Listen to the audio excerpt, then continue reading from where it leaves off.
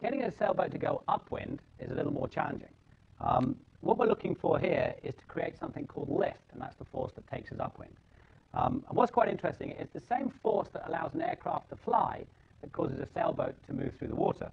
So if I can just draw this up on the board here, hopefully you'll recognize we're looking at something resembling an airplane. And what happens is, as this aircraft accelerates along the runway, wind hits the leading edge of the wing. And as the wind does that, the particles of air separate. And some of the air comes up across the top of the wing, and some of the air comes along underneath the wing. The interesting thing is, physics dictates that these particles of air, they split at the leading edge, they arrive at the trailing edge at the same time.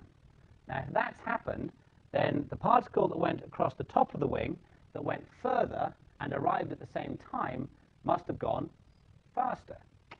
And a fellow called Danny Bernoulli discovered that the faster a fluid flows, then the lower the pressure. So what's happening is, above the wing, we're creating an area of low pressure.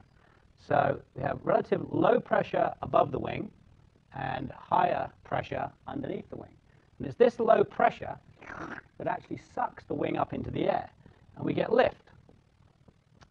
And the resultant of all this lift being sucked up into the air is that the wing, or the airplane, gets lifted mostly upwards and a little bit forwards.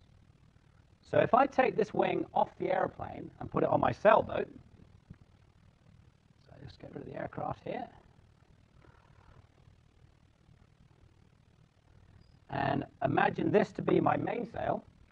So I've got a helicopter eye view here. There's the mast, and here's my sailboat. And we're going upwind, so the wind is hitting the front of the boat. So what we have here is the wind goes across the back of the mainsail. It goes faster than the wind that comes across the front of the mainsail. As a result, we get lift, and the boat gets lifted mostly sideways and a little bit forwards. But we don't want to go mostly sideways and a little bit forwards. We want to go mostly forwards and a little bit sideways. So what we have to do is introduce another wing. And this wing is actually underneath the boat and is called the keel. And as our boat tracks through the water, it doesn't actually track in a dead straight line. It moves slightly sideways, and that's called leeway. It's the force of the wind causing the boat to move slightly sideways. So as the water hits the keel, it actually hits at an angle. It doesn't hit straight on, it hits at an angle. And some of the water comes around this side of the wing, and some of the water across the shorter side. The stuff that goes further has to go faster, and as a result, we get relative low pressure forming on the windward side of the keel. And the lift that creates, once again, is mostly sideways and a little bit forwards. And it's the resultant of the lift in the sails and the lift on the keel that actually allows a boat to sail mostly forwards and a little bit sideways as we're going upwind.